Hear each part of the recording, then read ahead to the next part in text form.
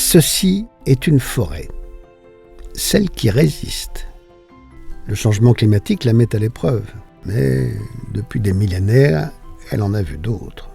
Pour elle, c'est une étape.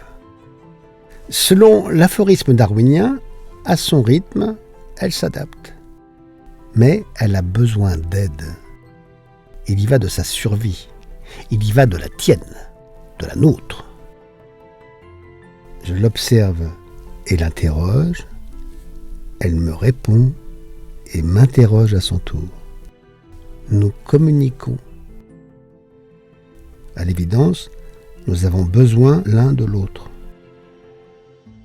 Certaines essences souffrent du réchauffement et de la sécheresse.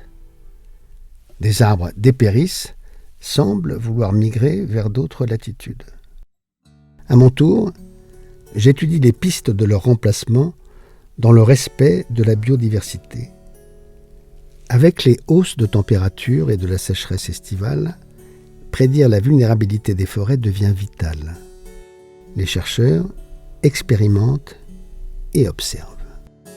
38 espèces effectuent déjà leur période d'essai sur les 41 arboretums du réseau européen Rainforest. Mes chênes, mes châtaigniers, tiendront-ils le coup ? Ceci est une forêt, celle qui lutte, celle que la planète en surchauffe met à contribution pour absorber le CO2. Pour sa croissance, elle le séquestre, puis le stocke, puis le transmet par substitution. La forêt valorise le carbone à son profit. C'est ainsi que plus on coupe, plus on stocke, plus on replante, plus elle lutte. Certains disent à l'heure actuelle que pour lutter contre le changement climatique, il faut garder le carbone dans les forêts, c'est-à-dire garder les arbres dans les forêts et ne pas les couper et ne pas les transformer en produits bois, parce que ça serait plus efficace. Et dans le même temps, on dit que la forêt est soumise à de plus en plus de risques, en particulier le risque incendie qu'on voit tous les étés. Et il y a une certaine contradiction à vouloir stocker ce carbone finalement dans un endroit qui est assez risqué. La pompe à carbone accélère sur les parcelles en croissance, stagne sur les peuplements à maturité, puis décroît avec leur vieillissement. La récolte conduit alors à une nouvelle plantation ou à une forêt spontanée qui relance la pompe. Éternel retour nietzschéen de la photosynthèse. Et puis à un moment donné, quand l'arbre est vieux, qu'il ne produit plus, on se dit qu'il faut absolument avoir organisé sa régénération pour repartir sur un jeune peuplement qui refixera du carbone, qui réaccueillera des insectes, des oiseaux, des nids, des choses. Voilà. Et c'est une roue qui tourne et il ne faut pas arrêter la roue. Ce développement cyclique continu de la forêt l'a fait grandir. Depuis 1850, elle a doublé de surface. De grands espaces abandonnés par la déprise agricole ont été localement plantés de résineux pour le bois d'œuvre dont le pays avait grand besoin.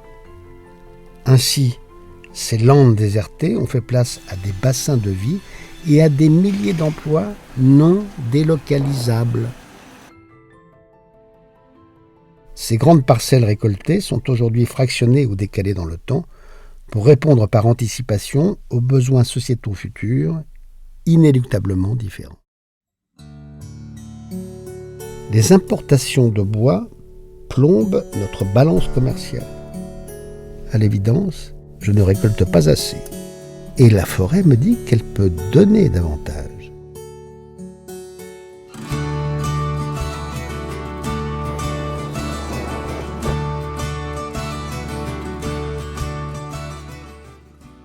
Cette matière que tu aimes et à laquelle tu tiens fait partie de ta vie. Des maisons, mais aussi des immeubles de grande hauteur, avec un confort thermique et acoustique incomparable.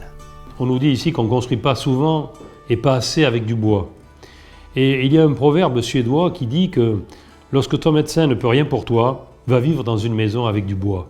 Parce que dans une maison avec du bois, il y a beaucoup moins d'humidité, c'est beaucoup plus isolé, elle se construit plus vite, et le bois est le matériau du 3e millénaire. Avec ces coproduits, on fait du chauffage individuel et collectif, de l'énergie propre par cogénération. Le papier de tes livres, les emballages 100% recyclables, les tenues de blocs et champs opératoires à usage unique. Il s'associe aux technologies de pointe. Avec des écorces, on arrive à dépolluer de l'eau qui est polluée par du plomb, par de l'or, mais aussi de l'uranium, et que les écorces, ce produit éminemment naturel issu de l'arbre, permettent cette dépollution et d'en rendre de l'eau propre, eh bien c'est extraordinaire. On en fait des produits cosmétiques, nutritionnels, pharmaceutiques. Certains te surprendraient. Extraire de l'écorce de Douglas des molécules qui vont permettre de lutter contre certaines formes de cancer. Imagine un peu la vie sans le bois. Alors pour toi, pour nous, je récolte. Parce qu'elles adaptent progressivement les essences au réchauffement et à la sécheresse, parce qu'elles réamorcent la pompe à carbone qui s'essouffle, parce qu'elles produisent ce matériau irremplaçable, les coupes sont éminemment écologiques. Que n'a-t-on entendu à leur sujet ? Je t'explique de quoi il retourne. Sans misérabilisme, sans angélisme. Ne tombons pas dans le véganisme forestier. On ne détruit pas, on récolte. Tout ça doit mener à une seule logique, c'est du bon sens durable. Voilà, la gestion forestière, elle ne s'improvise pas, c'est pas une mode, ce n'est pas un modèle choc, c'est un modèle de gestion durable équilibré, posé, réfléchi, avec des surprises que la nature nous réserve. Donc notre travail, c'est d'accompagner tout ce modèle-là en intelligence, de savoir entendre les attentes externes qui sont évidemment importantes, mais de garder du bon sens et les pieds sur terre pour le gérer au mieux.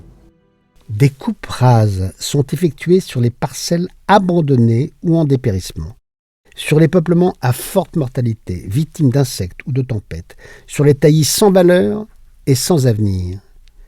Ces coupes donnent du bois et ses coproduits promis aux filières papier et bois énergie. Ce sont des opérations de salubrité forestière, de salubrité publique, des opérations de chirurgie esthétique, moche sur le coup, mais tellement belle après. Ce sont des opérations de réhabilitation de la noble continuité forestière. Tu vois cette belle forêt ? Eh bien, c'est une ancienne coupe rase. Fou, non ? Des coupes d'éclaircies donnent de l'espace et de la lumière aux plus beaux arbres en éliminant les plus chétifs. Comme la canopée, les sols forestiers demandent de la lumière et de l'eau de pluie pour leur litière et leur biodiversité. C'est pour ça qu'on a créé au niveau du CNPF l'indice de biodiversité potentielle. C'est que je partais du principe que les propriétaires sont comme M. Jourdain, ils font tous de la biodiversité sans le savoir. Enfin, les coupes de renouvellement sont des coupes logiques de parcelles en futaies régulières, plantées ici depuis des décennies pour être récoltées aujourd'hui. Les machines de bûcheronnage ont considérablement réduit l'accidentologie des travaux forestiers. Leur spectaculaire efficacité contribue au maintien de coûts raisonnables du bois pour les filières en aval. Ces machines de bûcheronnage ont un immense avantage par rapport aux bûcherons, c'est qu'elles travaillent de façon systématique. Elles vont ouvrir des cloisonnements, et sur ces cloisonnements, qui sont en fait des couloirs de cheminement plus ou moins parallèles, elles vont chercher les arbres à droite à gauche, les couper, les ramener devant, et puis là, façonner des billons de différentes longueurs, des crumes, etc. Et toutes les branches vont tomber devant la machine, ce qui fait que d'une part, cette machine ne va circuler que sur ces cloisonnements, qui représentent de l'ordre de 15-20% de la parcelle, et d'autre part, elle va circuler sur ce tapis de branches qu'on appelle des rémanents. Ça va faire une espèce de tapis portant qui va limiter les ornières. La majorité de ces machines aujourd'hui sont équipées d'huile biodégradable, donc en cas de fuite, on est sur des produits qui n'ont pas d'impact ou beaucoup moins d'impact sur l'environnement que pourraient l'avoir des huiles standards, je vais dire. Ces coupes assistées de haute technologie et strictement encadrées sont réalisées sur cartographie cadastrale informatisée. Elles font l'essentiel du revenu forestier. Un revenu transgénérationnel bien tardif. Quelle autre activité, quel autre investissement fait patienter l'homme pour une juste rémunération pendant 50 ou 100 ans ? Je perpétue le travail de mes parents et de mes grands-parents pour mes enfants et petits-enfants. Je ne serai pas le maillon défaillant de cette chaîne ancestrale. La difficulté, c'est que il faudrait que le sylviculteur ait une dérogation pour pouvoir vivre 200 ans. Et puis, durant toutes ces années, on se paie autrement. En satisfaction, en plaisir, en passion, en chant d'oiseaux forestiers. Qui n'a jamais ressenti l'envoûtement des grandes orgues du vent dans les Douglas? Les coupes ouvrent le regard sur des paysages oubliés. Elles modifient provisoirement la vie forestière dans ces clairières improvisées. Elles respectent la nidification et font place à une nouvelle euphorie végétale en devenir, naturelle ou dirigée. Tout un écosystème réapparaît dans cette sylve spontanée sous le soleil. L'humus des petits bois favorise la survenance de produits non ligneux, de plantes herbacées et d'une cohorte d'insectes et d'oiseaux. Et pour le plus grand plaisir des sangliers et cervidés qui viennent s'y repaître de produits frais. Sur le plateau de Millevaches, on a des oiseaux qui nichent au sol. Il leur faut bien un habitat. L'engoulevent, par exemple, il aime les coupes rases et il niche dans les coupes rases.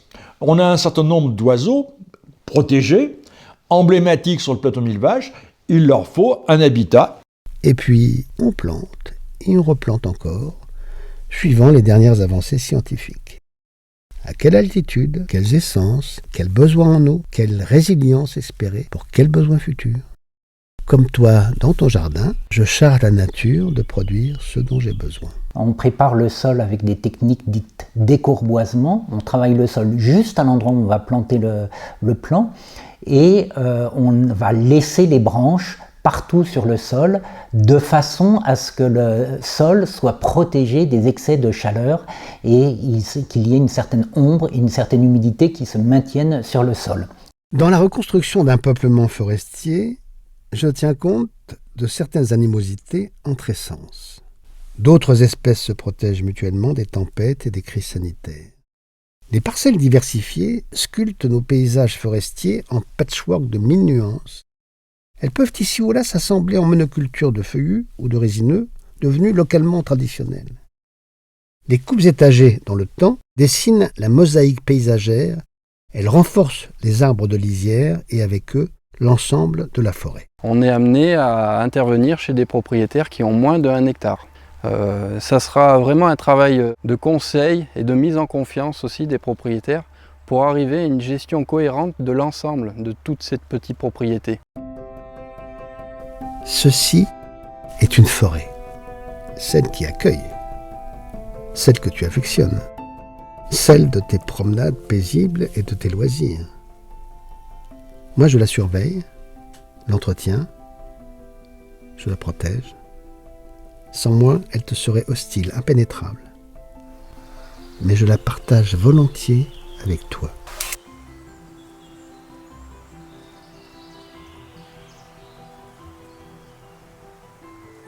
Nous veillons à maintenir un équilibre entre les 3 fonctionnalités de la forêt, la fonction économique, la fonction environnementale et la fonction sociétale. La famille forestière certifiée PEFC t'accueille à bras ouverts. Respecte-la. Les parents, ceux qui donnent le bois et font bouillir la marmite, les petits-enfants, maternité d'indisciplinés qui têtent goulûment le carbone. L'avenir de la planète, il est là. Les grands-parents, garants des valeurs ancestrales, protecteurs du biotope.